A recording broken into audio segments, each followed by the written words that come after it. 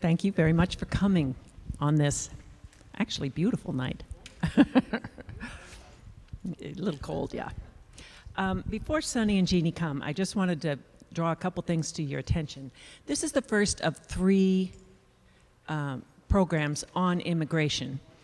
And the funding provided to put on these programs came from a national grant that the library received that's called the Civic Hub Grant.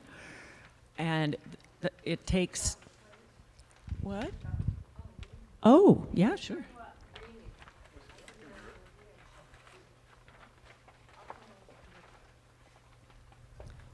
How am I now? No, not there. Just hold it there. So, Civic Hub Grant, 3 programs on immigration. This is the first. Next week, we're going to be showing a New York Times documentary called Between Borders, and an attorney from the organization KIND, which is Kids in Need of Defense. She's going to be talking about the situation in Central America and what it's like for Central American immigrants now. That should be really wonderful as well. And the third week, we have a man called Denzel Mohammed, who's from the Immigrant Learning Center and is highly recommended. He's going to talk about changing the conversation on immigration. And looking ahead will be Amy Grunder from MIRA. So you're going to want to come to all 3. It's a really good lineup, starting with Sunny and Jeannie. What else do I need to talk about? You have things on your seats. Sunny and Jeannie handed out one, but you also have surveys that we would love if you would fill those out and just leave them on the circ desk on your way out. And you have a little reminder of the next 2 weeks. So, thank you very much again for coming, and I'll introduce, here comes Sunny. Tell me if I need to turn you up. Turn her up. So can people hear, or does she need to turn things up? Okay, great. I think people are saying they can hear. Yep. All right. If it gets to the point where you can hear, just wave your hand and I'll know that's what you're doing. But thank you all for coming to join myself and Jeanne Gallo tonight. Really glad to see everyone here and really appreciate you coming out to share with us our trips to the border. Jeanne and I have had the opportunity in November of 2017 and 2018 to go to the border in Nogales, Arizona, as part of the School of the Americas Watch Conference and Gathering. And that both inspired us and motivated us to try to understand more of what was going on at the southern border, as well as what the immigrant situation was, or the situation for immigrants within our own country and the policies. So, Voices from the Border, a cry for justice, which is how we see the situation. So what is sort of an overview we hope to cover tonight is to address with you the questions: why are so many people seeking asylum, particularly from Central America? What has been our government's response? Oh yeah, sorry. We have the program on 2 computers, so we have to sync together. So, okay. So what has been our government's response, and what can be ours, the people of this country's response to that situation in the face of violence, poverty, and the increasing militarization of both our country and the Central America countries. So this is just to set the context a little bit, give you a bit of a picture of the border and some of the incredible gatherings, demonstrations, and vigils that happened at the gathering, the Encuentro in Nogales, Arizona. And one of the questions I think we all hear very often these days in our society is, where are all the young people? The young people are doing immigration work as well as environmental work. So, in the few pictures we have of activities at the border, you will see very many young people there who are the leaders of the immigration movement, many of them being either DACA recipients or undocumented persons in this country. So, how many people know what the School of the Americas is? Okay, not so many. Let's do a little review. So the School of the Americas is the U.S. military training site now located at Fort Benning, Georgia. Between 1946 and 1984, it was located in the Panama zone, the Panama Canal Zone. And it has been the source of U.S. military training of many of the militaries of Latin America, but also other countries of the world. Though tonight we're going to talk much more about Central America and Latin America than other issues. School of the Americas is unfortunately the U.S. military training program that trained the soldiers and generals that carried out all of the massacres in Central America during the civil wars in Nicaragua, El Salvador, Guatemala during the 80s. And its goal is to create unified Latin America and U.S. military forces, which the military thinks is a good idea, and as a citizen of this country, I don't think is such a good idea. In 2001, after years of protest, this year's going to be the 30th anniversary of the gatherings at the School of the Americas. So for 30 years, there have been protests in terms of what the school was doing and trying to change its policies. Rather than being able to change its policies, we've actually succeeded in getting it to change its name. And it calls itself the Western Hemisphere Institute for International Security Exchange. New name, same policies, unfortunately. And one of the major questions we as taxpayers face in looking at this situation at the moment is to try to find out, which is much harder to do now than it used to be, whether or not the School of the Americas is participating in the training of the border guards that are now operating in Mexico, El Salvador, Guatemala, Honduras. My overall perspective is that the violence and war are major factors in creating the refugees that are coming to this country. That's true for what's happening here in the United States. It's also true for what's happening in Europe and around the world. So the major goal of these gatherings has been to close the School of the Americas. Let's take a moment and go to the border. So, great. So, on the left is what the border in Nogales, Arizona looks like in 2017. Now, Nogales used to be one big city, Nogales, Arizona, Nogales, Mexico. People flowed back and forth across the border. The wall started to get built in Nogales, which is a major agricultural transshipment port back in the 1990s. When we first went to the border in 2016, the border looked as it does in the left-hand picture.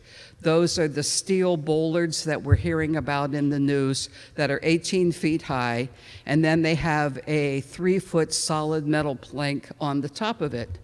In 2018, your tax dollars had been spent to add layers and layers of additional security at the border, so that now you see the shiny stuff lower down on the fence is in fact fine mesh chicken wire, and then in fact there's another whole wrought iron fence, and then you also see that the ground has changed. What used to be the grassy gathering place for the protests at the border is now this lumpy, sharp, hard to cross over cement, all in an effort to prevent any kind of contact through the fence, whether it was us there for the conference or for families who might be gathering to try to talk to each other on either side of the fence. As we move along, you will remember hearing in the news that, in fact, Trump sent U.S. military to the border through the winter months, and what they were doing was putting up these additional coils of razor wire. So you see that fencing, which runs straight through the center of town, now has 6 coils of razor wire hanging on this side of it. They also then have gone back and put the additional razor wire all along that now fenced off area where the gathering for the School of the Americas used to be. And there was generally a stage set up there so that people on both sides of the border could participate in the gathering and the events that were happening there. This is also downtown Nogales, Arizona. Nogales, Arizona is a population of 20,000, and Nogales, Mexico is 200,000. And while it used to operate as one city, now you have to go through checkpoints to go from one to the other. All along the border also are there's additional layers of security. So you see these surveillance towers that are in operation 24/7, gathering information, and people should really be aware that this represents the militarization of the U.S. communities as much as it represents the surveillance and militarization of the Mexican communities that we're talking about. And in addition, for additional layers of so-called security, you see the helicopters which are flying overhead. So many layers of alleged security and surveillance and monitoring along the border. So that's just an introduction to get us going. Jeanne's now going to come and start and do some overview in terms of history of how it is that we got to the point that we have all these migrants trying to come to the U.S. and why are so many people seeking asylum.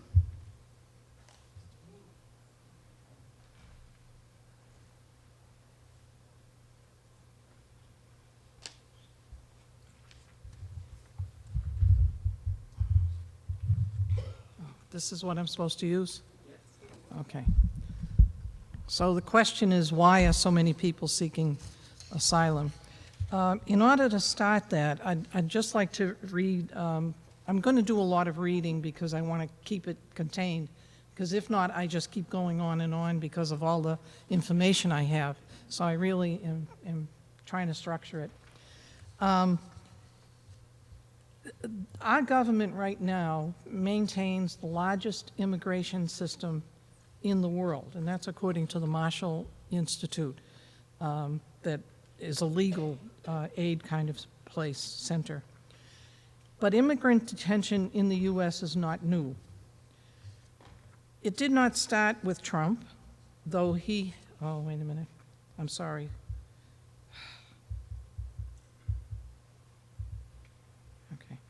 It didn't start with Trump. It goes back probably many, many, many years. And its main impetus has happened within the last 4 decades. The thing about this administration is it has magnified its cruelty in terms of the processes that are happening at this point. And that's one of the things that we keep in mind. It affects people. It's not just a word. It's affecting the lives of people who are coming here for a particular reason. So in conjunction with that, because of the kind of system we have, U.S. lawmakers, and it's the Congress really that has established this system because it has to fund it. We have created a multi-billion-dollar industry for the incarceration of immigrants, multi-billion, very similar to our prison industrial complex. They're very, very much in tandem. Many immigrants are held in prison-like facilities across the country. We call them detention centers, but they're really prison-like facilities. They're locked in, and they don't have any rights when they're in there, really. They're not serving time for a crime. To come over a border is not a crime, according to international law. and according even to our own asylum laws. And that's another thing to keep in mind. They are waiting to hear whether they can legally remain in the country. Following reports of horrific detention conditions in July 2019, President Trump tweeted this: "If illegal immigrants are unhappy with the conditions in the quickly built or refitted detention centers, just tell them not to come. All problems solved." 40 years ago, this system did not exist. People moved across that border very, very easily. Not Central Americans. They didn't move until we went in there in the 80s, really. It was Mexicans that came across. And they came across so they could work, and because we needed them to work. That's really why they were there. Why are people from Central America at this point coming? Even though they came in the 80s, when the wars were going on in Central America at that point. People were fleeing those wars, which is what happens when we have wars any place. People flee those areas. But today they're coming again. So why are they coming here? And they'll give an answer like this. Whoop, sorry. She did? We are here because you were there.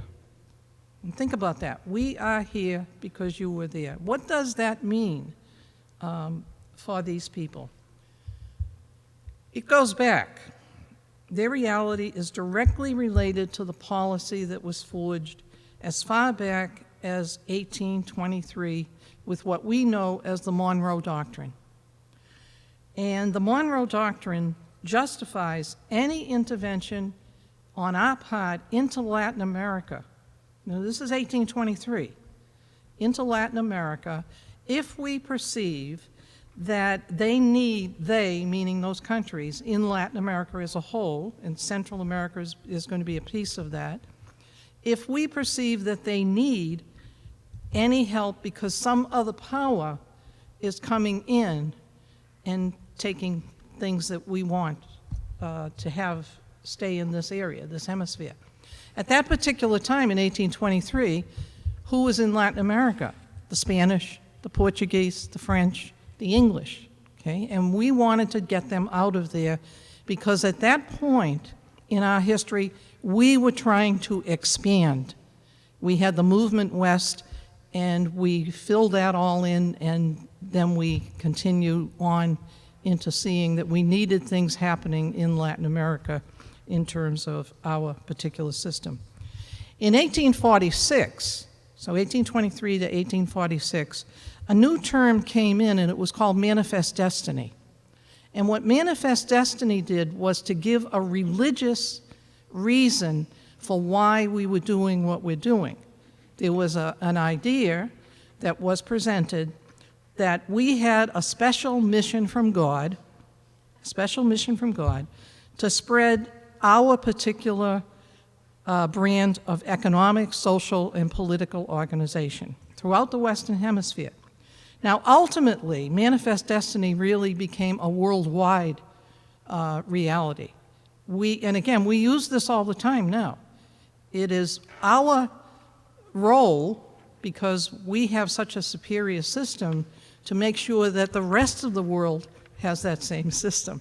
And we can have a lot of discussion on this, but I won't go into that. I'm just giving you my version of what I see the history as to why people are coming and what the impact has been. So initially, what did we do with that? Well, if you take a look at the map, in 1848, we had a little struggle with Mexico, and we took a lot of territory, something like 500,000 square acres in Mexico. And most of the western part of our country belonged to Mexico at that point. And we got that section, which again expanded the United States. You have to think, we're always expanding. So the ongoing domination and exploitation of the wealth and resources of Latin America for U.S. interests followed. So it didn't stay just with Mexico. We began to move out even further. And I want to read this data. Between 1850 and 1980, there have been 69 cases of U.S. military intervention in South and Central America. Who benefited? Now, you know, we have to think about that. We're not talking about the wars in the 80s. I mean, that's another whole piece. This is just up to 1980. Who benefited? The wealthy who governed those countries, the militaries which kept them in power, and U.S. corporations.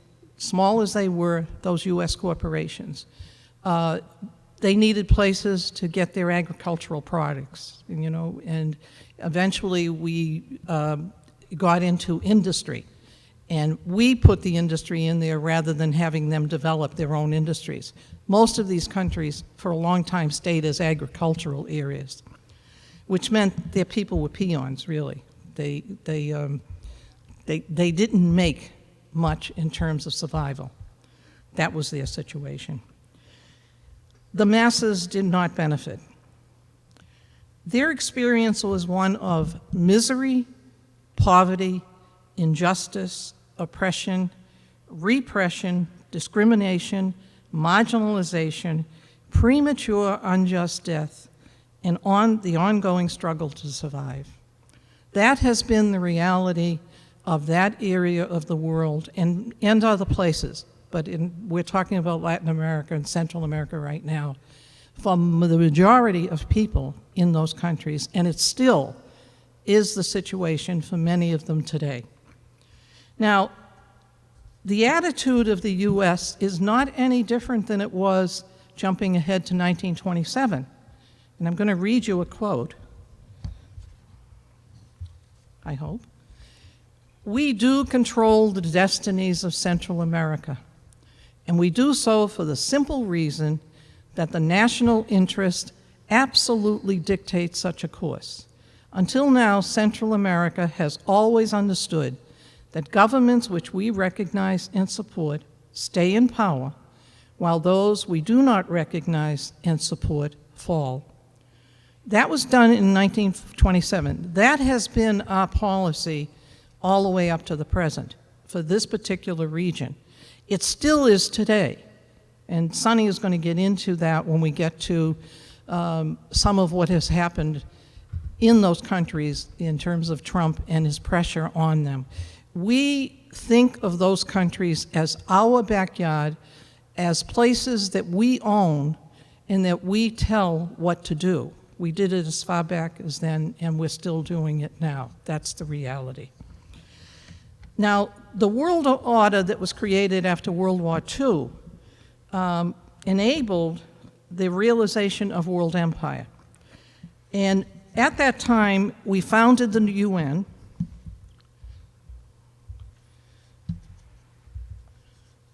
We founded the UN, and financial institutions were created.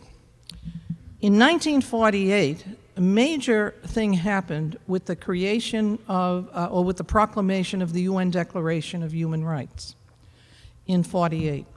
And, you know, I didn't know anything about Human Rights Declaration until I was about 30 or 35 years old.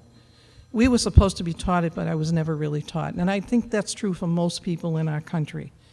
That is not true for people that I met when I was in Brazil, in El Salvador, in Nicaragua, and Guatemala, and in Mexico.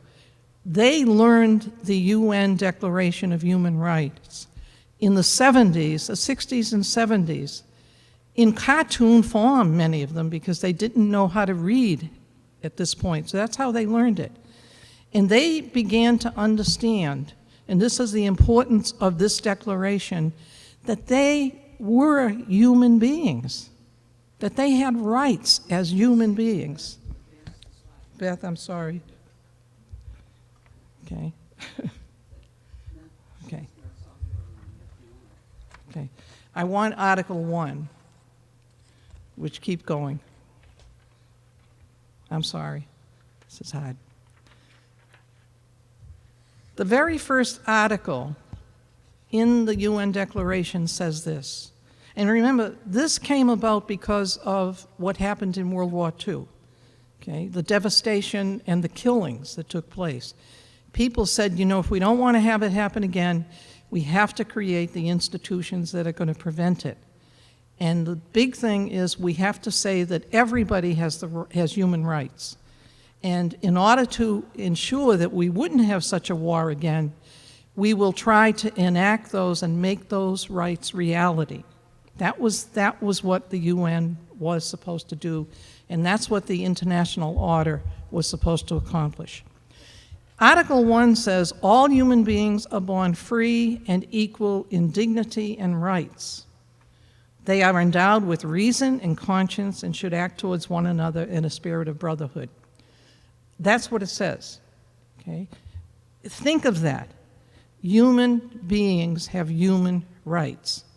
And when you get people in government talking about other human beings as being animals, we're not looking at this in terms of what history should be, what should be happening and what isn't happening today. And we see what the results of that are. Article 14, which is the next slide, everyone has the right to seek and to enjoy in other countries asylum from persecution. Those two articles are key in terms of what we set in motion here in terms of our asylum laws. We took that and we tried to make sure that we did what the Declaration was talking about. There's a long history in terms of human rights and how it became not just a proclamation, but a treaty, a law internationally. And it took 20 years after this document was promulgated for that to happen. And it happened in 2 treaties because they couldn't agree. The Declaration itself has only 30 articles. It's very, very small, very, very brief, beautiful. And if we had done that, we would not have the world as it is today.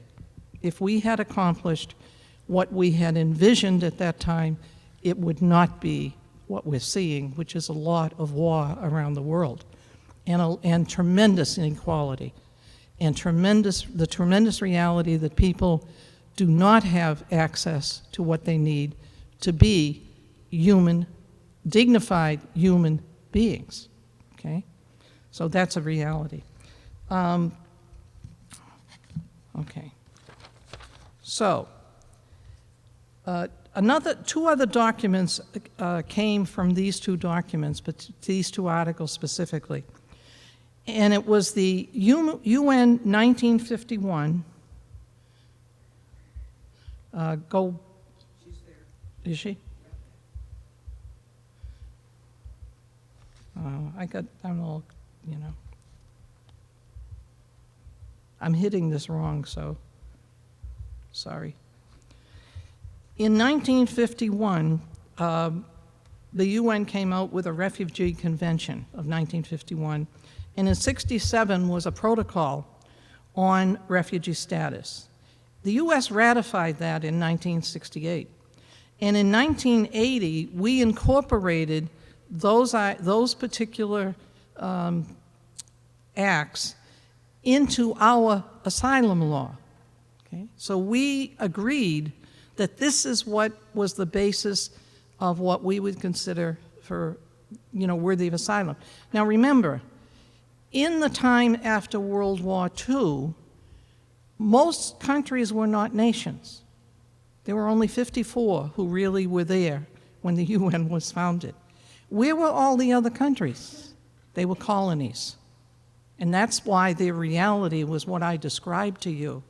They had no rights. And in many of these countries, particularly in Latin America, they were not considered as human beings. You go to El Salvador and look at its history. They had a tremendous massacre in 1932. And the fellow that was responsible for that, Maximilio, I think was his name, I can't, there's so many names in this.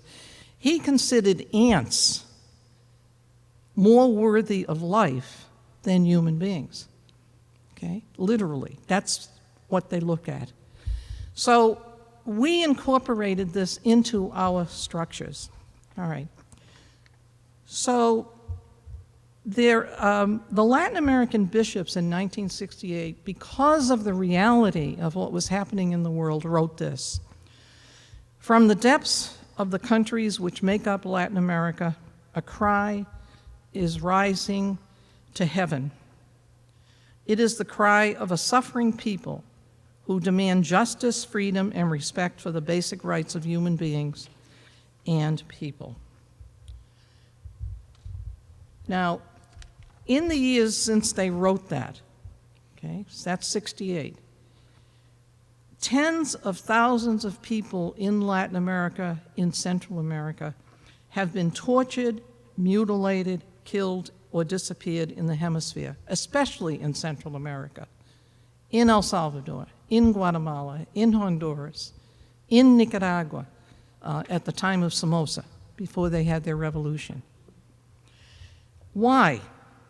The poor became conscious that they are human beings, that they have rights, and that they can organize to gain those rights. As the poor organized, the U.S. supplied the weapons and military training needed to massacre the peoples of El Salvador, Guatemala, and Nicaragua, and made a huge military base of Honduras. Millions fled to the United States at that time. And this is in the 80s that we're talking about. Millions. And so we end up here again, Sonny's going to look at those statistics, with millions of people in this country that came from those particular countries in the 80s because of the wars that were going on that we were financing. The wars ended in the 1990s. The violence didn't. It continued. Today's refugees are fleeing for their lives, not only from poverty and increased violence. There's extrajudicial killing by military people in Latin America today. And it's not just in Central America, but specifically in that area. And this is why they flee. Also, climate change has something to say about why they're fleeing today, because many of these countries at this point are in what's called a dry corridor. And again, Sonny is going to mention that. So they're fleeing not just the violence, but they're fleeing this terrible situation where they're not able to make a living, not even to make a living, to grow the food they need to eat, to survive, to provide for their families. They can't do it, okay? All right, so they're fleeing all of that, and they're walking thousands of miles to the U.S. in order to survive. Thousands of miles. Now you ask yourselves, if you had a family and you were in situations like this, what would you do? What would you do? Okay?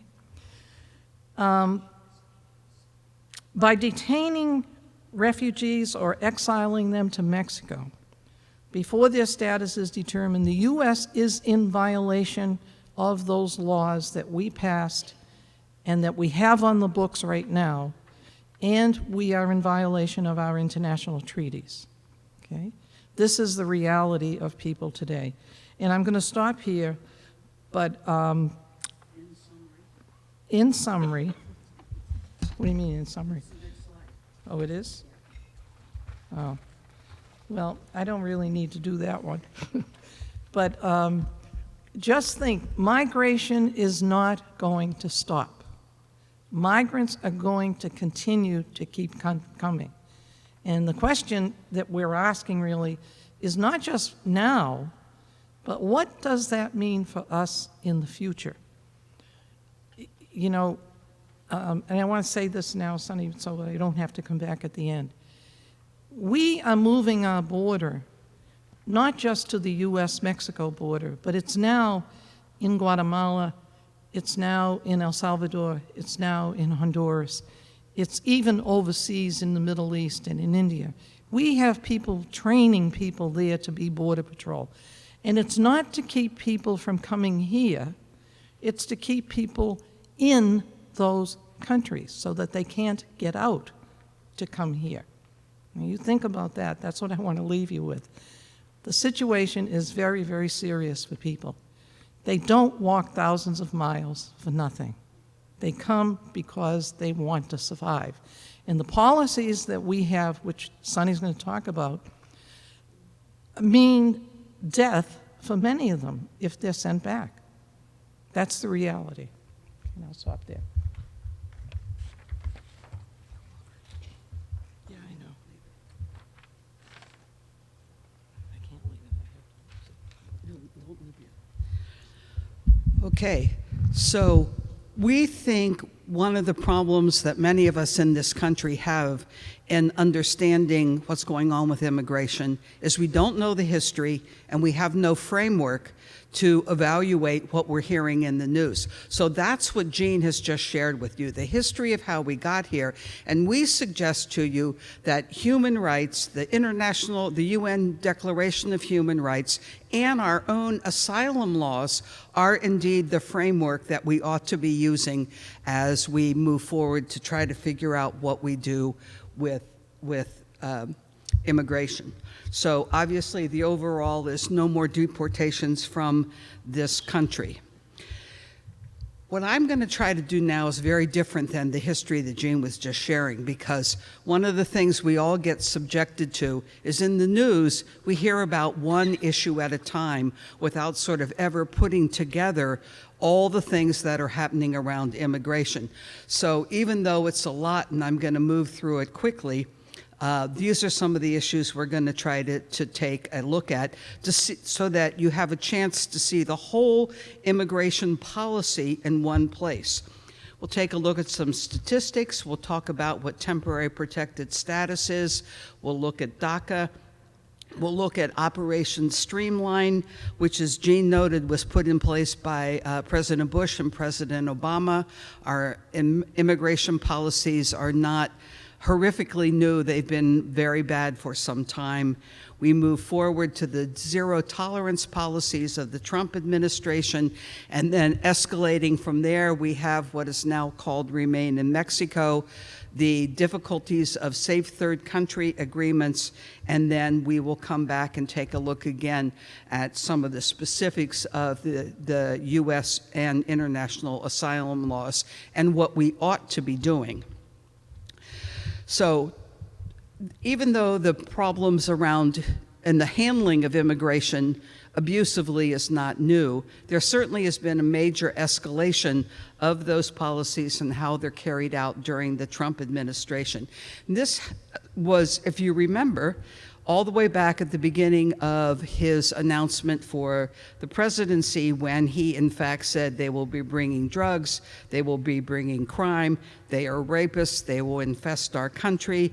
He this year has started calling it an invasion, and there's a current effort to in fact end any kind of asylum and only have any refugees come into our country if they meet certain merit-based criteria, which we'll talk about a bit later.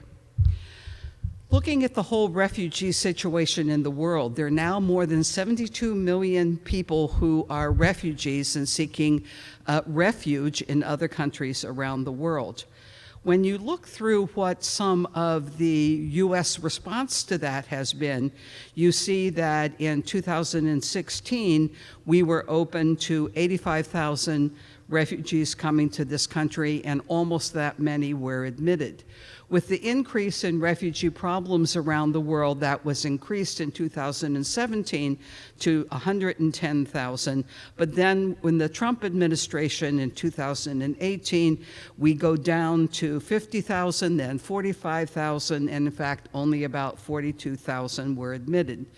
For fiscal year 2019, the number that would be allowed to come would be 30,000. That has, for this year and going forward, been decreased to 18,000, and perhaps there is consideration of not allowing any refugees or asylum seekers to come into the country. That is in the face of already more than 900,000 asylum cases waiting to be adjudicated in the immigration courts in this system.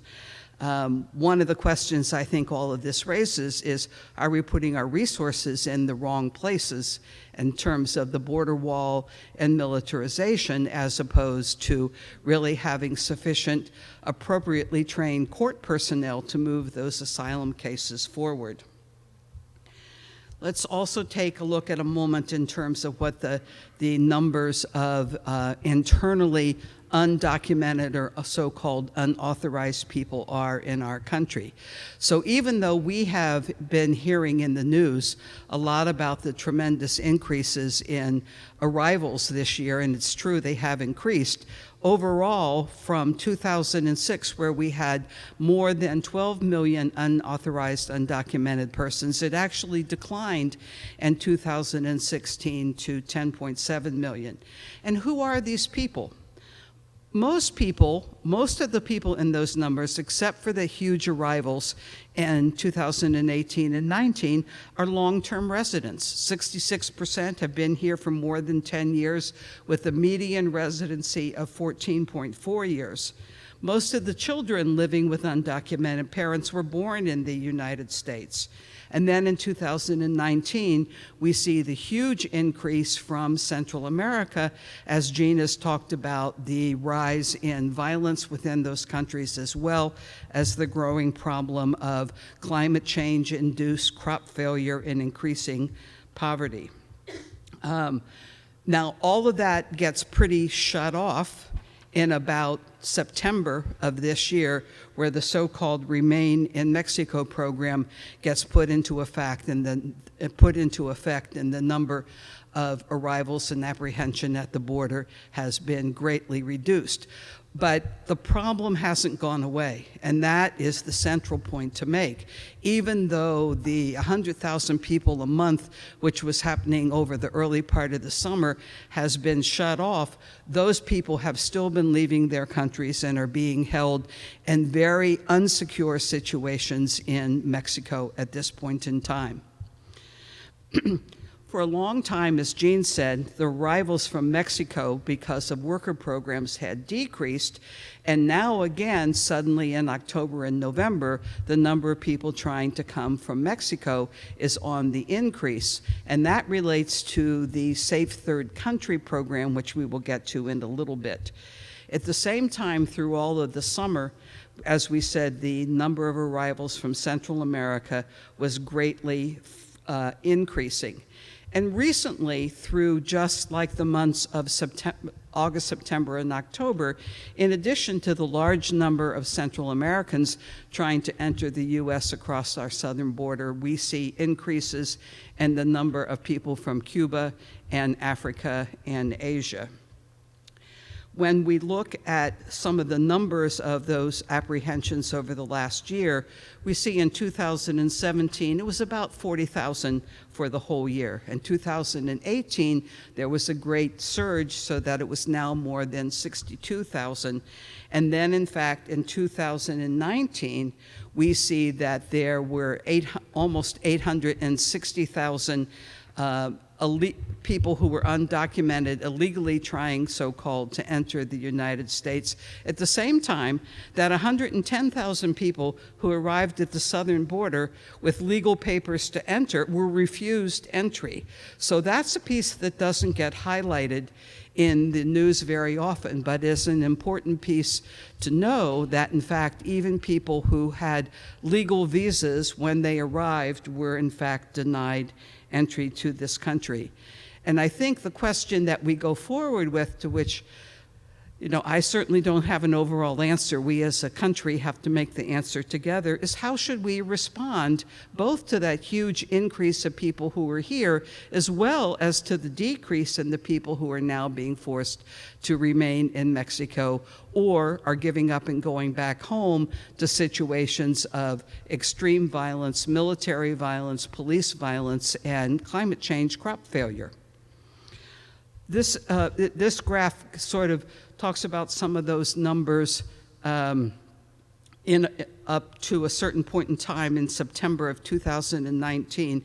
And what's important to see is the change in percentage of kinds of people. So the dark blue at the bottom are single adults, and the light blue then are in fact family units, and the beigeish color are the number of unaccompanied children. And what you see, looking across particularly from 2017 to 2019, is the huge number of increase in family members. So parents arriving with children, trying to make them all safe. This is a very direct result of gang violence. Once one person in a family is threatened, if they don't comply with the gang-related demands, then in fact the whole family is at risk and the whole family has to flee. Plus, if you face crop failure, and literally in parts of Guatemala the crops completely failed this year, you and your family have to flee because there's no way to survive there.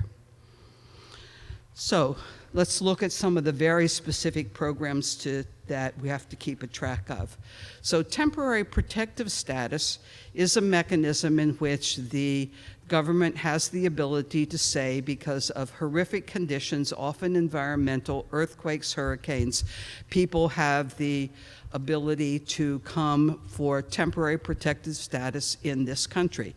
I think the example that people probably know the best is after the earthquake in Haiti and the huge number of people who came. Now, the goal of TPS is temporary, but in fact, if the conditions never improve, as they have never improved in Haiti, then in fact it is impossible for people to go back. This was a program, TPS, which in fact, for most of the countries involved, looking particularly at Central America and Haitians, the Trump administration ended in March of this year. But then, in fact, they put the actual deportation of all of these people was put on hold.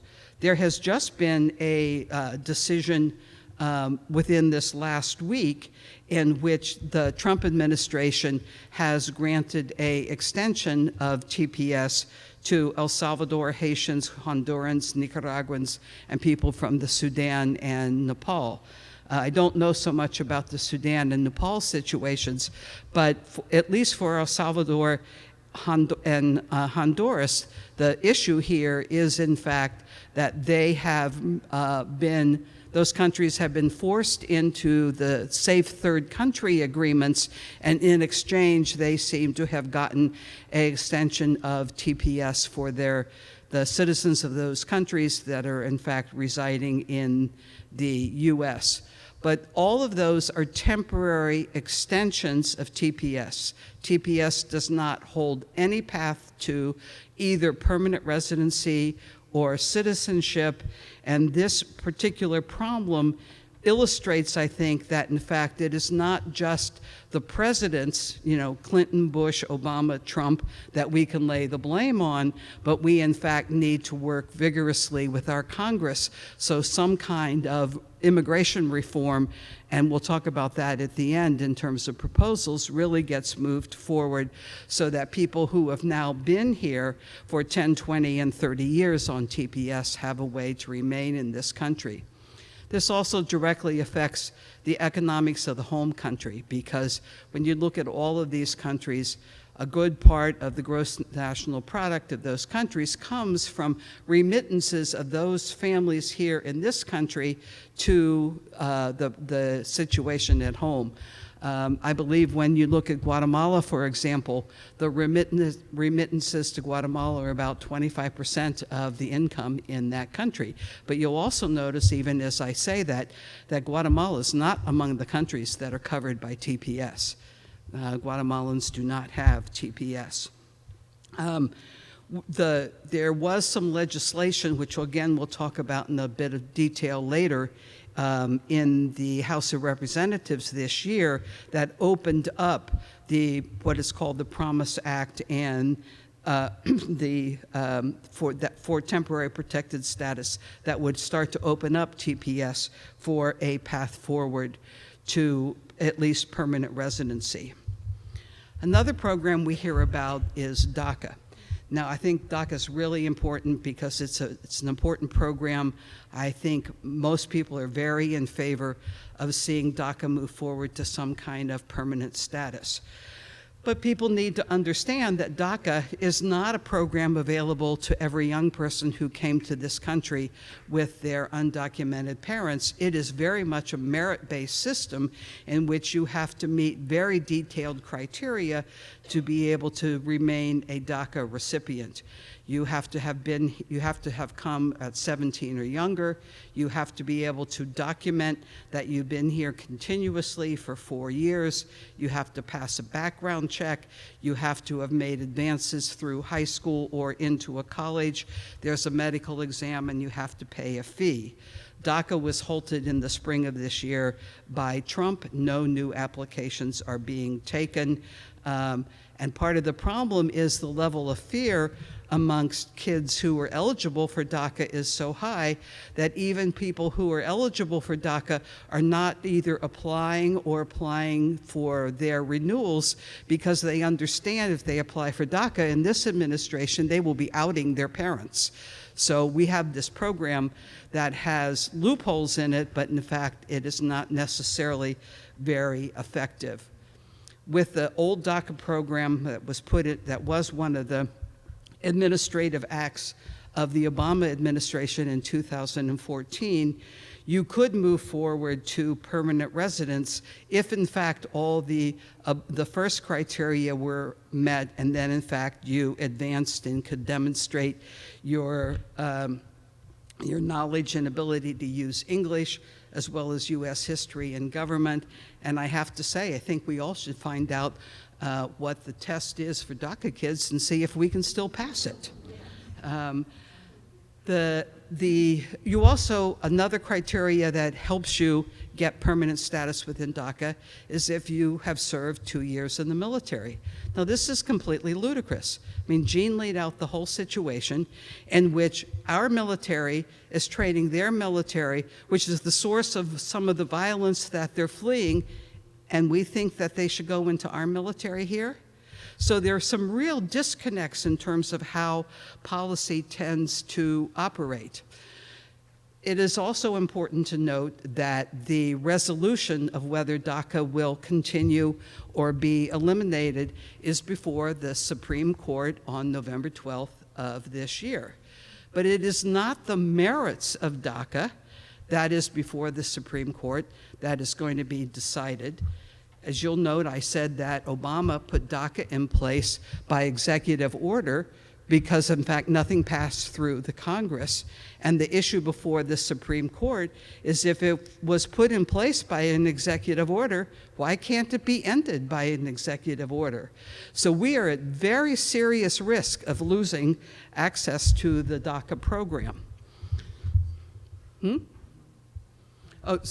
So Jeanne is reminding me to point out that there are more than 800,000 young people who have applied for DACA. Now, they've not all renewed, so I don't know what the current number of recipients is, but it's a very large number of young people. The House of Representatives this year tried to do something about both DACA and TPS. So they have passed, which is House Resolution 6, in June of this year, has two parts, the DREAM Act and the Promise Act. So DREAM Act, in fact, applies to DACA recipients, and again, it's criteria-based. You have to have been able to demonstrate that you're here for 4 years at least. For TPS people and the Promise side of the Act, it is 3 years. You have to be able to demonstrate that you were less than 18 when you arrived, and that there are no other reasons why you would be barred from being here. The educational requirements are still there. The military requirements are there, and now they've added to that with honorable discharge. One of the problems that, in fact, is happening is we have had substantial numbers of veterans who were not citizens, who served in the U.S. military, and may have not achieved a fully honorable discharge, and even for some minor reasons, and they have been deported. So that there's a whole sort of village of deported ex-military, U.S. military soldiers, particularly in the Tijuana area outside of San Diego. Their background checks again, and if you had been a DACA recipient, your ability to move forward with and take advantage of the DREAM Act will in fact be expedited. And you are able to move from DACA to permanent residence after 10 years, but not citizenship. So even though we have this, from my perspective, improved piece of legislation affecting DACA kids and dreamers, it does not yet give us a path to citizenship. And while passed substantially by the House, with, I believe, the full support of the Massachusetts delegation, it has not even been scheduled for hearing in the Senate. So the issue of currently making any immigration progress in our Congress is greatly hung up on the Senate side. This is a picture from one of the workshops we attended in 2017, and points out, these young people point out that from the research they've done in 2017, only 33% of the young people in this country, undocumented, are eligible even for DACA. 67% of the undocumented youth in this country are not even eligible for DACA because of all of those criteria. So they call their group 67 Sueños, which is 67 dreams, hoping that a DACA-like piece of legislation will be made available to all the young people in this country. So that takes us along to Operation Streamline, which was the system put in place by President Bush, continued by President Obama, so that, in fact, when people entered the country without documentation, i.e. trying to exercise their asylum rights that Jeanne was talking about, instead of being able to do that, they were arrested and detained. This was advanced under the Trump administration to what became known as zero tolerance, and there were as many as 55,000 people coming across the border, and some of these last months who were being arrested and detained, and we're paying for their detention in a detention system, a prison system that is a highly for-profit prison system. The average daily figure for detention, I hear, is about $375, which I dare say is probably more than anyone in this room would pay for a luxury hotel in most circumstances. People are brought from the detention center to a criminal court, and so this is the criminalization of being in the country without papers. People are brought to trial in groups of 70. They are brought forward in groups of 7. They account for the hugest number of all so-called crimes within the federal criminal justice system. Many people, even though we have this system, the system is not big enough to, in fact, detain everybody. So some people have been deported immediately, or they have been released from ICE detention, and in fact, with no further assistance, and have to make contact through all the humanitarian groups that have been operating along the border communities to make it to where they are going. Where they may enter the country, but then they have no idea where they would be assigned for their immigration case to be heard before an immigration judge. And you only get to the immigration judge after you have been through the criminal detention system. That we have currently escalated from entering this country without papers has been a civil misdemeanor, but then highly criminalized, so that the first time you enter, it is a misdemeanor people often end up with whatever time they've served. But if you are convicted of a illegal re-entry, that is then a felony and you have more time. And you have to do that time before you get to the situation of being able to plead your immigration case.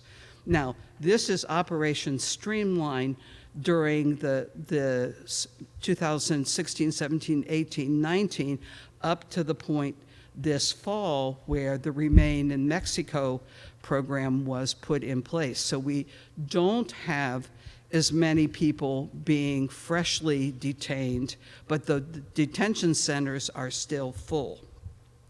This is a map that shows you all of the detention centers that are in operation across the entire country. The red ones are privately owned facilities, and the blue ones are highly county or city correctional facilities. So in Massachusetts, out in Worcester, there is a small child detention center. People are detained at the Suffolk County, it's not Back Bay, but the Suffolk County Jail, and in Bristol County and in Plymouth County. So even in Massachusetts, we do have many places where people are being detained in a jail situation, having not been convicted of any crime. This is Eloy Detention Center just outside, well, it's actually between Tucson and Phoenix. It is a huge facility that just shows you one side, and it's that big all the way around this a big square. This really illustrates what Jeanne was talking about. No, one more back, Beth, thanks. This really illustrates what Jeanne was talking about in terms of a immigration detention system that is so large and is becoming an immigration industrial complex, just like we have a prison industrial complex. The town of Eloy was a postage stamp on the map, and it's now kind of a boon town because the detention center is in fact the employment opportunity that's available out in the middle of the desert. Our detention centers run by ICE are not just, however, in the borderlands of the Southwest. This is the Stratford County Regional ICE Detention Center in Dover, New Hampshire. So right in our backyard, and that entire wing that you're looking at in the picture is the detention center of the county correctional facility. Youth. You want me to keep going? Oh, all right, so we're going to talk about children for a bit here.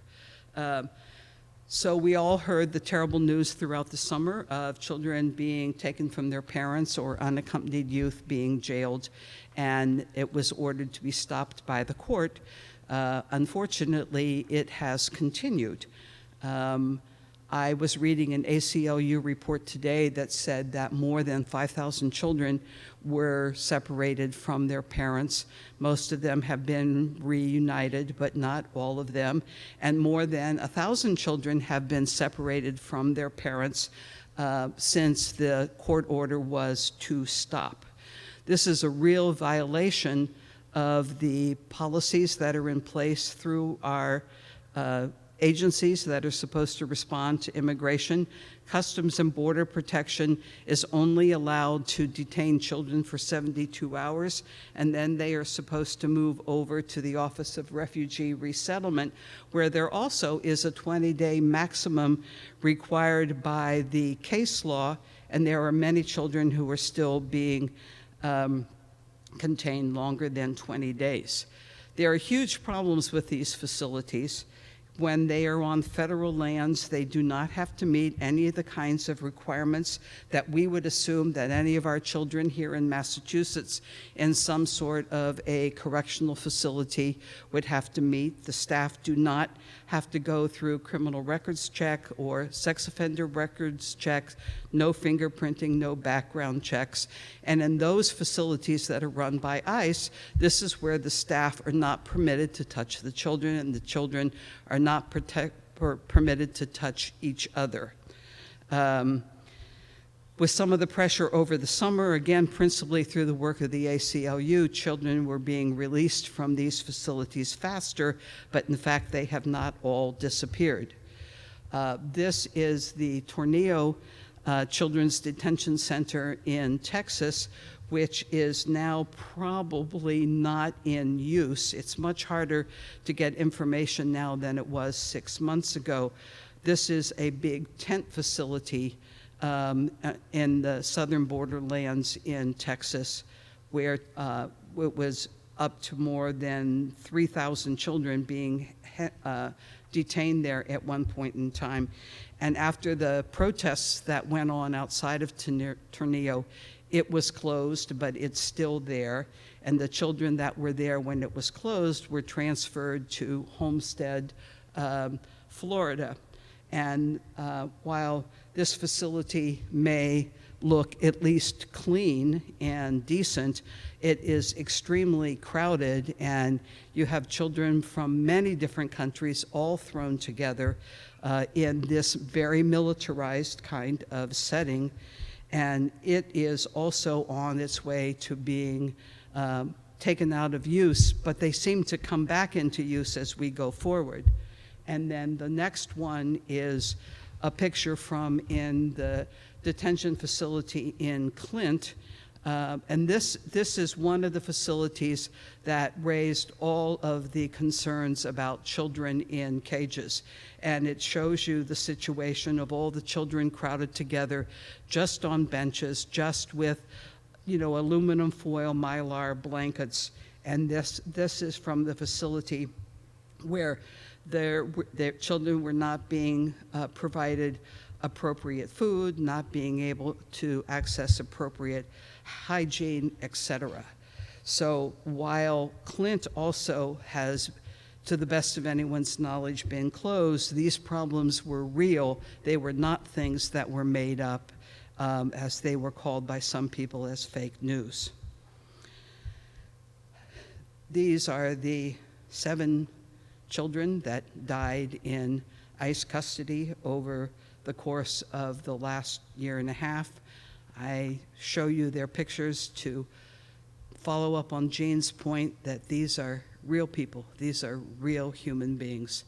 And these are the known deaths. And hopefully there have not been more children's deaths since this summer, but in fact there have been deaths of adults who did not receive needed medical care in ICE facilities over even the last 2 or 3 months.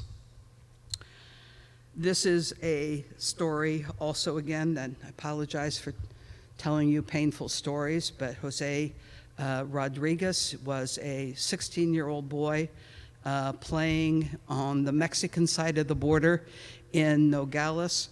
He was shot and killed, being shot in the back 10 times by a U.S. Border Patrol agent who was in the United States.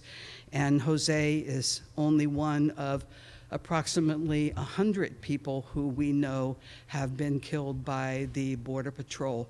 So we have a agency, some of whose members are at least out of control.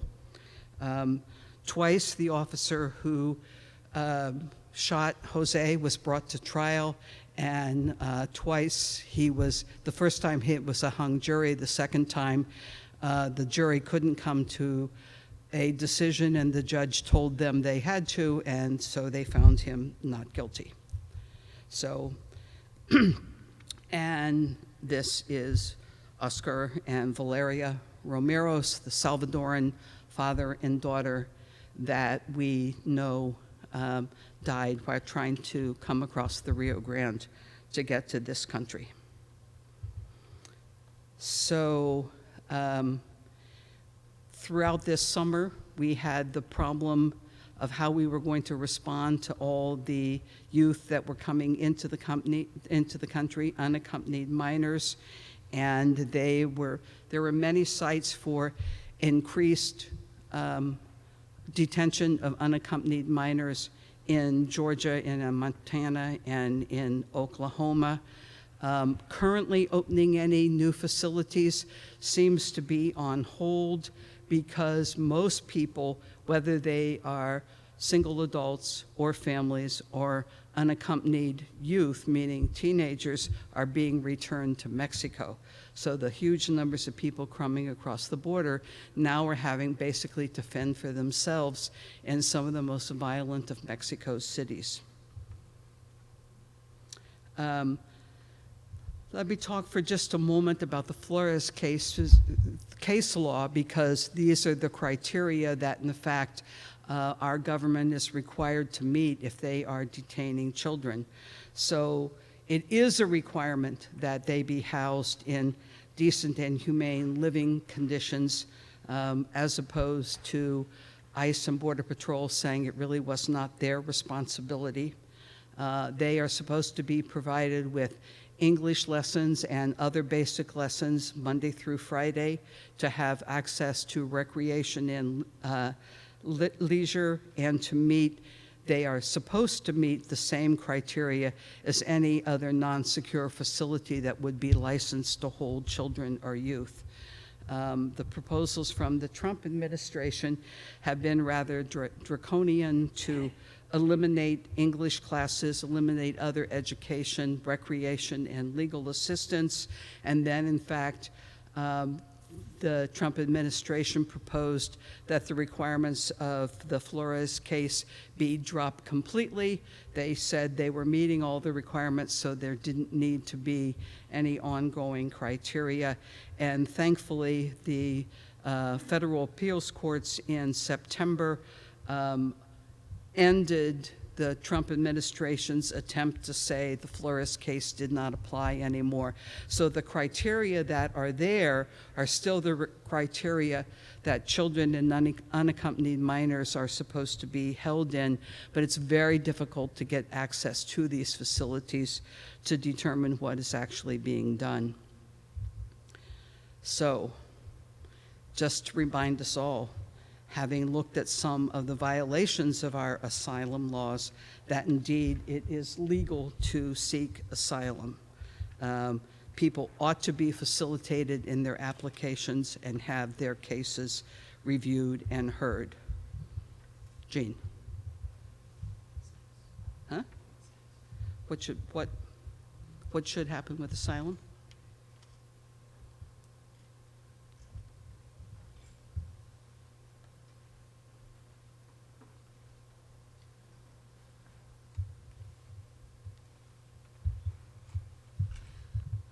Just as a refresher, and for information if you don't already know it, U.S. law says when life is in danger and people turn themselves in at the border, they're supposed to do that anywhere along the border. It's not just supposed to happen at a port of entry. And we have made it very, very difficult in this administration to come through ports of entry. We've done things like metering, where people had to be in line. So you remember seeing large numbers of people on bridges waiting to get through. And what they were doing really was letting maybe 6 or 7 a day go through. And they had to wait on the bridges. And they wait there in terrific heat, because it's down on that border at that time. So that's not supposed to happen. Within 14 days of their entry, or within 100 miles, they're supposed to get a credible fear interview immediately. Okay, they're supposed to do that, and if it shows that they do have a credible fear of death, basically, then they are supposed to have 1 year to make their asylum application out, okay? That's not happening anymore, really, at this point. They're not being allowed into the country at all. And that's what Sonny is referring to in terms of the Return to Mexico program, or the Remain in Mexico program. Up until Jeff Sessions came in, the question of gang violence and domestic violence was applicable for people. They could apply for asylum if they could show, or if they could tell the story, or have documentation that proves someone in their family got killed, or they had done X, Y, and Z. That has all gone away. And I mentioned the domestic abuse piece because in Mexico is a place where femicide happens in Juarez, which is on the other side of El Paso. Women are being killed a lot in those places. Honduras explicitly is incredible for women in their country. And this is why we have Hondurans coming out of that country. In El Salvador, it's the same thing, and in these other countries. But particularly Honduras and Mexico, it's huge. For Sessions, that doesn't count. Now, there are court cases that are pending on these things, and they're on hold. But remember, everything that's on hold at this point gets bumped up to the next level of court. So there are appeals there, and they may get stopped at the appeals court, but ultimately, what the Trump administration will do is go to the Supreme Court. And think of that in terms of what the Supreme Court is at this point, in terms of where people are, in terms of the president having the power to make decisions like this. And we don't know what's going to happen, but I will tell you, I am very fearful that everything that we've talked about tonight is really going to be done away with, because I think, he will get the support that he needs. All he needs is a 5-4 vote, and they have those votes, we think.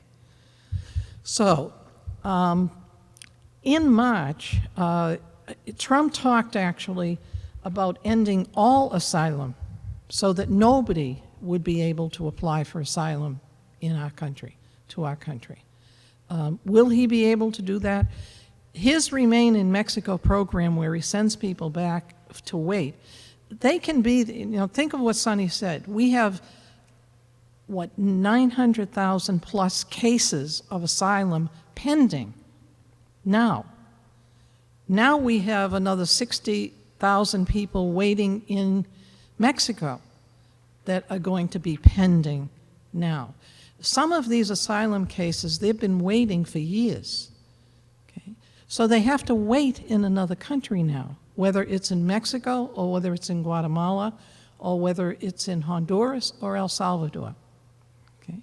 So you think about what that means in terms of these folks. They have nothing.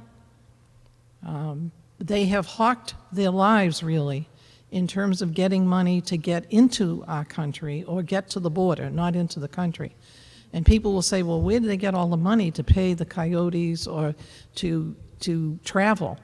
If they have land, and some of them have 1 acre of land, 2 acres of land, a little plot, they sell it.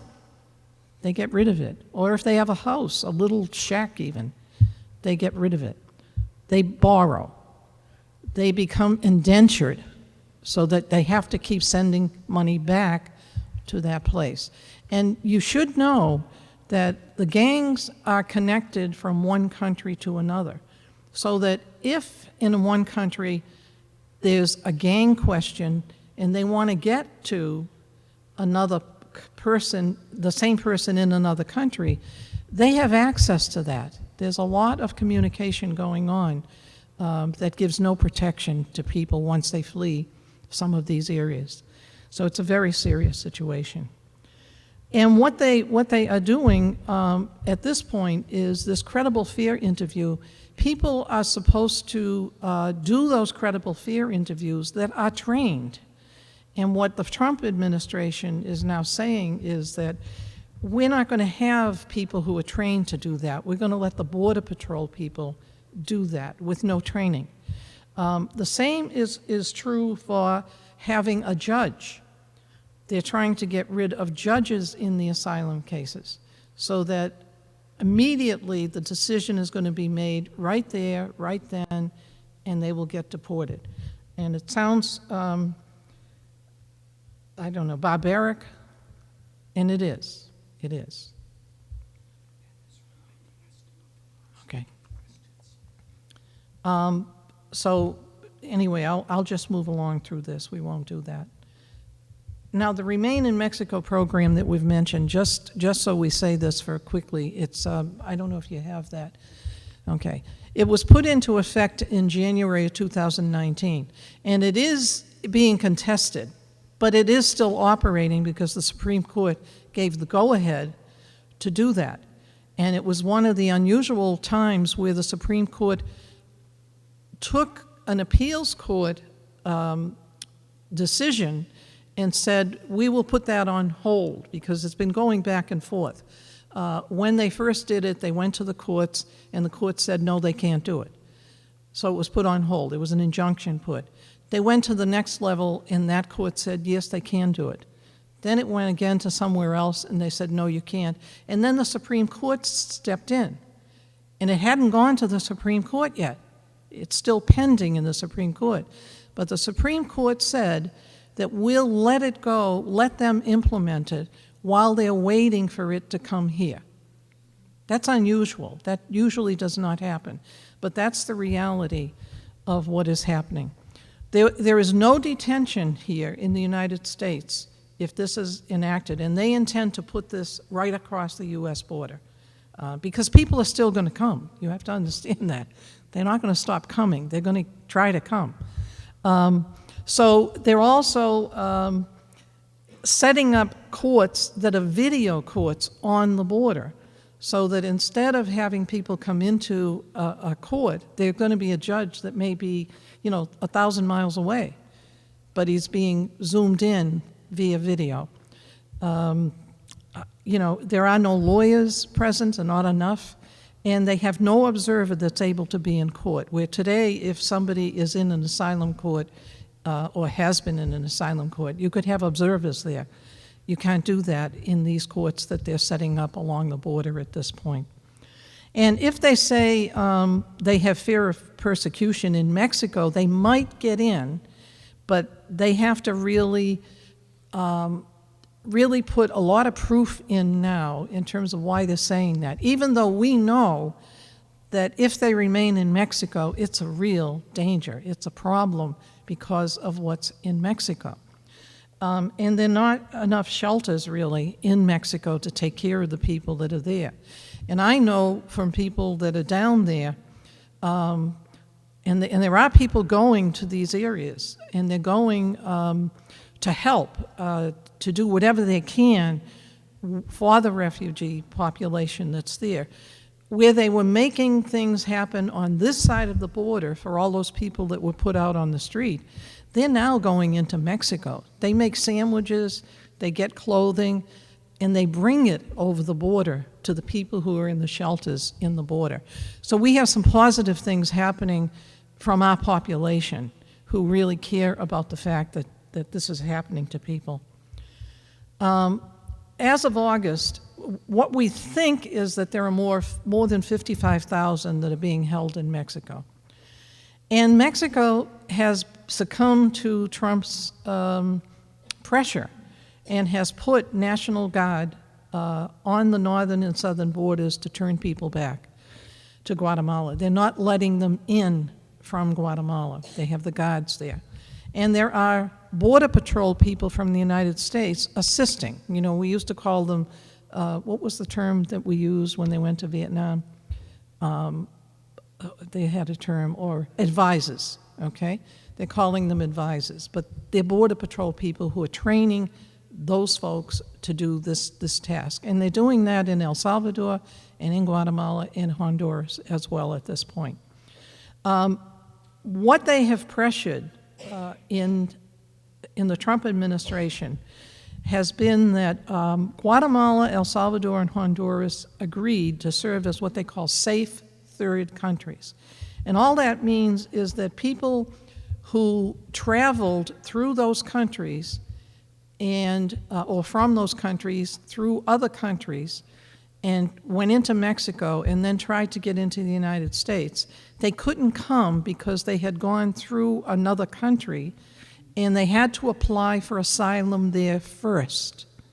So if they came from El Salvador or Honduras into Guatemala, the idea is that they will apply for asylum in that country first, and if they haven't, then they cannot even apply here. That's how they're really stopping them from coming.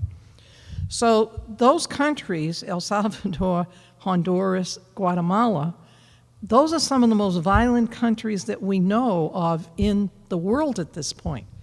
The murder rates are terrible. They do not have the capacity to work anything in terms of asylum stuff, really. So that's all I'll say about that. Now, do you want to talk about the Tri-Corridor? Okay. Do safe third countries, then I think we should stop.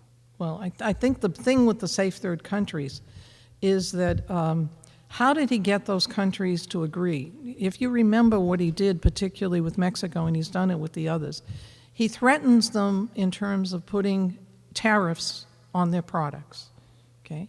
For Mexico, he said it was 5% initially, and it would go up to 25%. That's incredible. In El Salvador, they don't even have the capacity that Mexico has, or Honduras. So that if you have that threat hanging over, that's a terrible pressure, okay?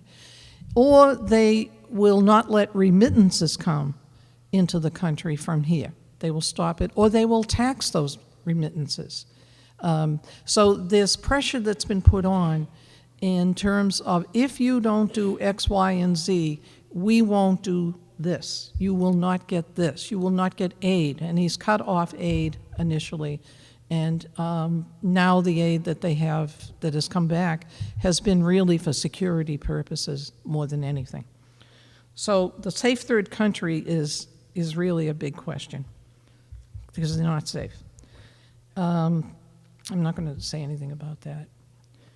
This is an idea in terms of what Guatemala is, and just very quickly you can see it. Extreme violence is in Guatemala. A place that Sonny is going to be going in March, it was invaded by the military just last week. They went in there looking for drug stuff, which is a big question, but they invaded the village. And this was a village that had been invaded in the 80s, and totally the people had fled, and then they had come back. So there have been 30 environmental activists murdered in 2019, extreme drought and crop failure. Huge numbers of migrants from Guatemala are coming to the United States. They're one of the largest groups. And there's massive protests against mining. It's one of the world's most dangerous countries. It's got the third highest rate of femicide, and it's got the sixth highest rate of malnutrition in the world. 59% of the people in Guatemala live at the poverty level. They make practically nothing a day. That's a lot. Terrific levels of corruption, and they have a state of siege in a number of parts of the country. This is what we're calling safe third countries. Medical deferred action, if you remember, we were sending people back that were here because they had permission to be here for treatment. If you remember that little girl that had been here since she was very small, and we were going to send them back. They got letters. There's an injunction from the court to halt that, and what we know at this point is it's not clear what the status is. Those folks that were sent those letters do not know that they can stay in this country at this point. So right now, because they haven't heard from the government, then they basically are not here with any permission. They're waiting for it, okay? So that's where that particular piece is at. And just to finalize this particular end, what we know of what has happened with the Trump administration is they want to condition all aid to these countries, to force them into doing what we want them to do in terms of keeping their people inside their countries, not letting them out. So it's not just having a detention system or a prison system in our country. We're really fostering those countries in terms of being prisons. Their people are going to be imprisoned. One of the things that the Human Rights Declaration did was to say you are free to travel anywhere you want to travel to other countries. And that's a piece of what is happening at this point. They want to eliminate any judges from the system. They want to take it away totally. They want to end chain migration so that if you are here and you get citizenship, you can bring your parents here, like Trump did with his in-laws, Melania's parents. They want to end that. They want to end birthright citizenship. Amendment, I guess it's 14, gives the right that says that if you are born in this country, you are automatically a citizen. They want to do away with that. It has been done away with in other countries. So, it's not something that's just happened here, because this is a worldwide problem, because migration is a worldwide problem. So they want to get rid of birthright citizenship. And one of the things that I think is very insidious, along with all of this, is they have set up a commission that will examine naturalization applications that have already happened, that people who became naturalized, their applications will be looked at, and what they're trying to do is to find out if there's any false information that will justify deporting them. Now, that's a reality. That is actually happening. And they want to create an immigration czar. And they haven't done that yet, but that's in the works. He wants to close asylum loopholes, but I think his actual goal is really to end asylum as we know it. So we end up with, again, an immigration detention industrial complex. And I will stress that it's not only in the United States that this is happening, because the private institutions that run some of our detention programs are some of the very same institutions that are opening places in El Salvador, in Guatemala, in Honduras, and in other parts of the world. So it's a spread.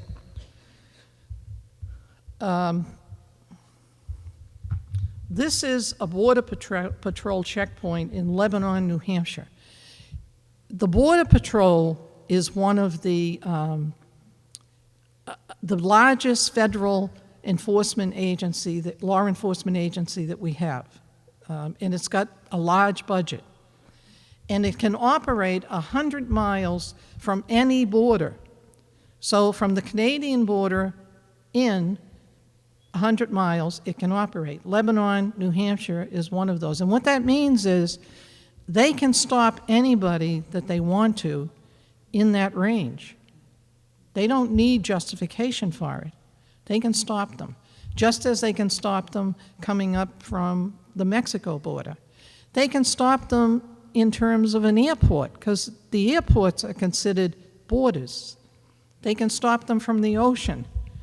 So we're part of that. So if they want to send in Border Patrol here and stop citizens here, anyone that's here, they can do that. That's legal at this point.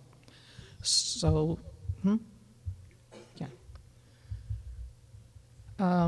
You can do this. So,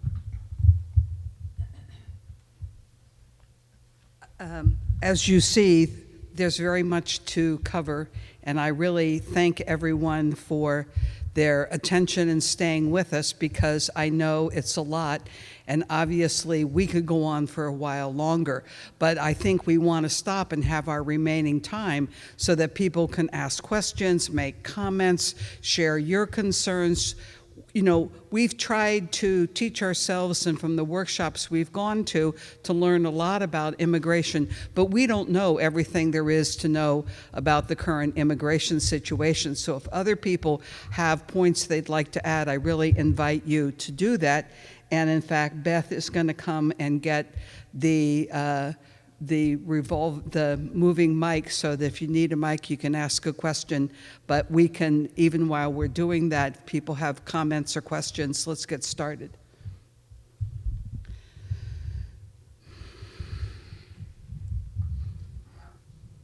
Well, I'll say, I know that is happening in that business of stopping people. I think it's not on yet. Because I have a friend I walk around Halibut Point with, who is originally from Haiti's, what's the other half of Haiti? It's Dominican Republic. Dominican Republic. And through the Registry of Motor Vehicles, they questioned him, but he had his documents and was able to clear himself. So it's our neighbors here, too. Right. And we put up the slide of the Border Patrol checkpoint in New Hampshire, but I know there have also been Border Patrol checkpoints in the Brunswick, Maine area, and I forget where in Vermont. And those are just the ones that I know about, the ones that managed to make it into some of the news feeds that I got. This is not just a problem of militarizing the borderlands. This is the militarization of our country. Mm-hmm. And to that end, it's important that we know 2/3 of us don't have the constitutional rights of freedom in our own country, freedom of movement. So 200 million people are within 100 miles of our border, and I just want to give that number. 2/3 of American That's right. citizens have to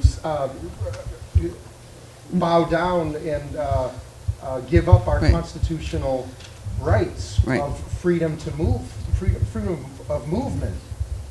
Yeah. I think we should be, this is probably, for me as a citizen, the most disturbing thing that affects me, in addition to the many other disturbing things Right. you mentioned. Yep. Yep. I think it's really important, as painful as it is, to experience this personally, as the man was just talking about.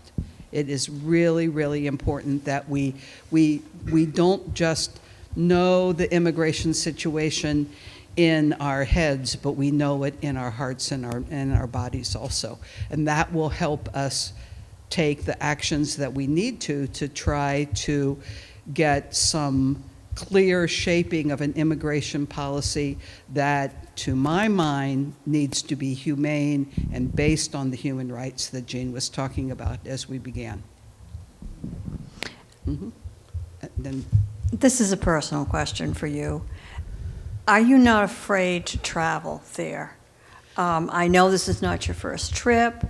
I know your commitment, but I look at the statistics and I read the statistics and I just wonder, are you not afraid? no, thank you for that question. I'm not afraid to go on the trip that I'm going to Guatemala, because in fact, when we travel as a group into Guatemala City, which is in fact a crime and gang related area, we never go out alone. We don't go out after dark, and then we travel in a van up into actually, Jeanne was talking about the dry corridor. We travel through what is now part of the dry corridor, but we travel in a group, and then we're very much received by this village, which has had a partnership with the Congregational Church of Needham for 30 years. And so once in the village, there really are no safety issues, and traveling in a group, there are no safety issues. That is not true necessarily for the villagers who live there all the time, when they don't have the advantage of outsiders accompanying them and helping bring safety to their villages.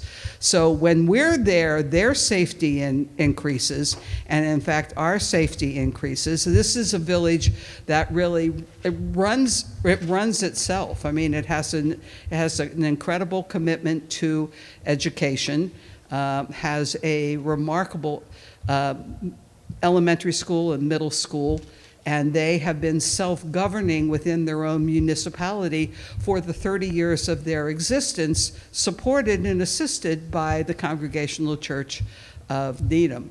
So that's a great question. Thank you. Jeanne wants to add something on that. This town is not unique. In the 80s, we had a sanctuary movement. We're actually in the same process now. We have a second sanctuary movement. But those churches and groups that worked with groups in the 80s continue to do that. So the 30-year piece is happening in a number of places in this region. There are sister city groups that have a sister city in these places, like San Jose Las Flores in El Salvador is a place. The Watertown people have another place in El Salvador.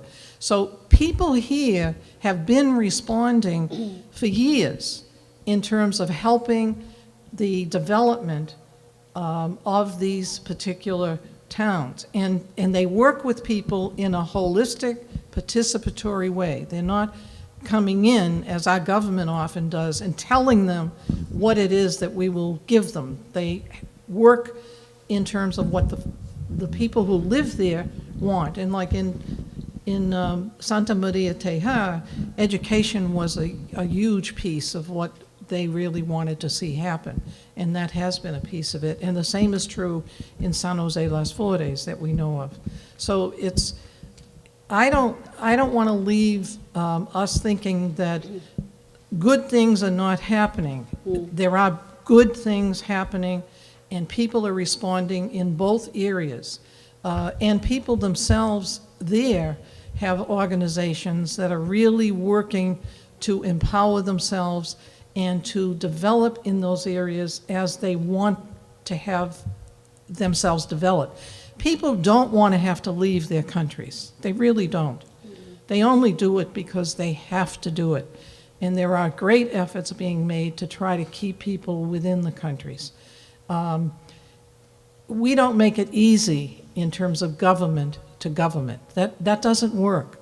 It's got to be much more grass level, and that's what a lot of these organizations are doing. And thank God that it's happening. So that's one thing. These are not victims.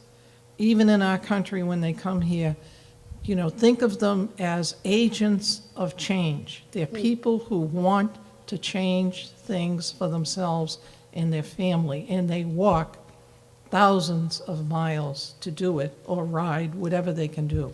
So it's a positive thing as well as the negative end of it, which is what our government is doing at this point in time, which it has been doing, and we have to be careful of that. I see the immigration thing as a canary in the mine. I just want to add to what I said a couple of things. There are no gangs in the village that I go to. So this community has been self-governing. It's a rural community, agriculture.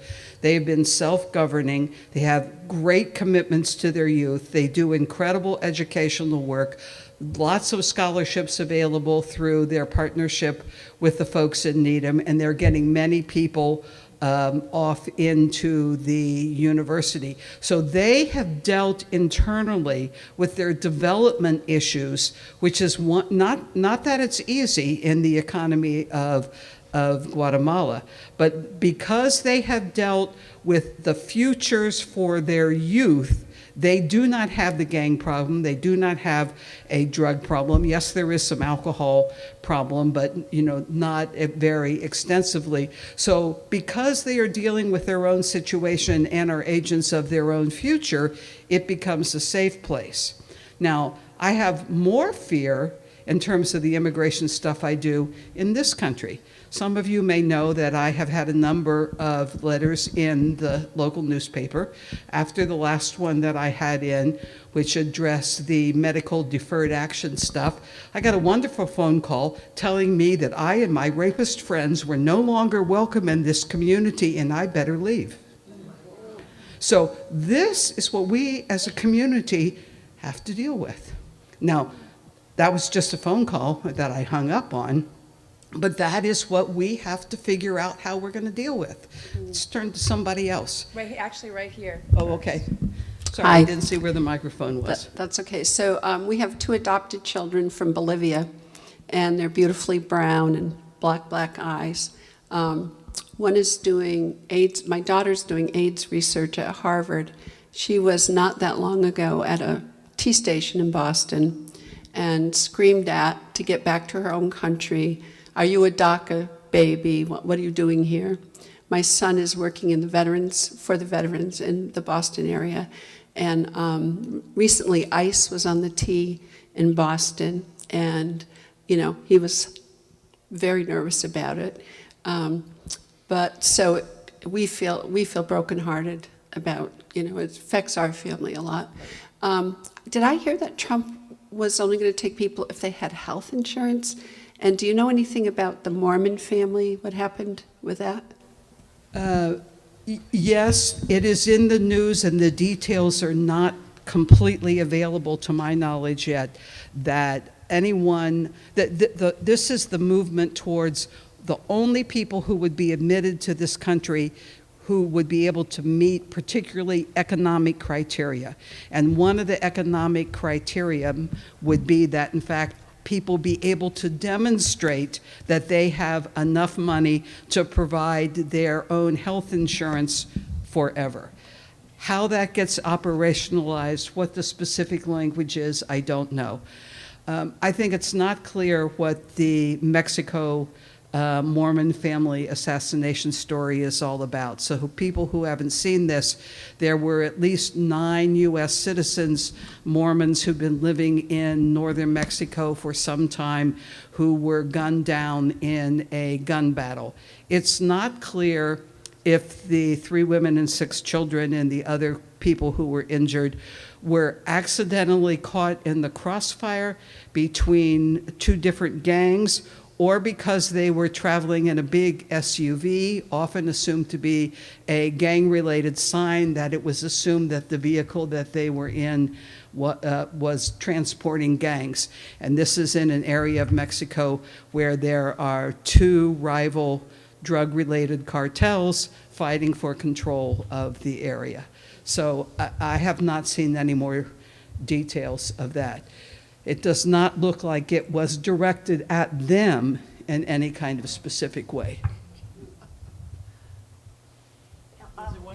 One more. Would like to ask the question.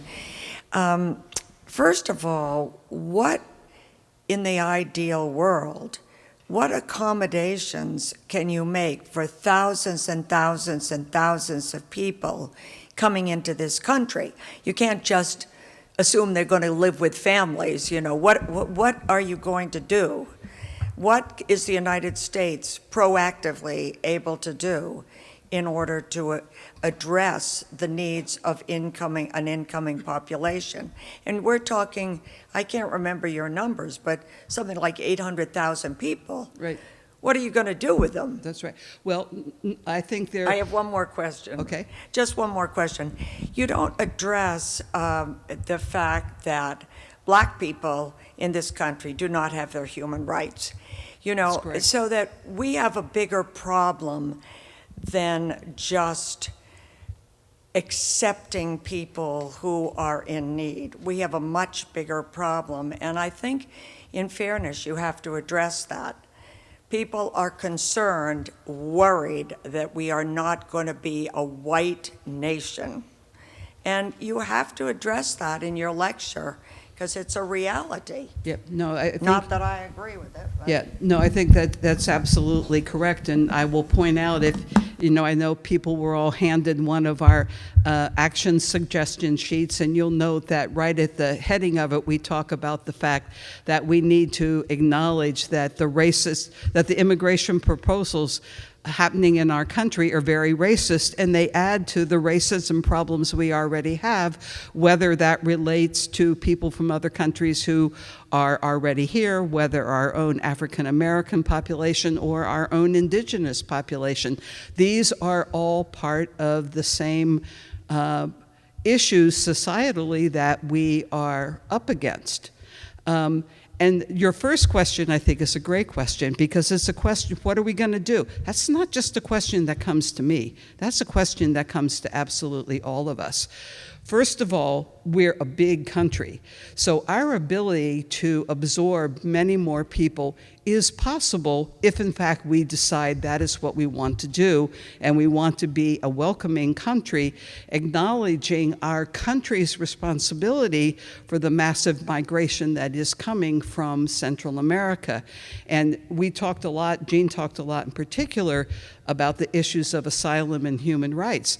One of the issues we have to confront as a country is that refugee status as a result, or asylum seekers as a result of climate change, are not covered by our current asylum laws. So that we have yet to deal with.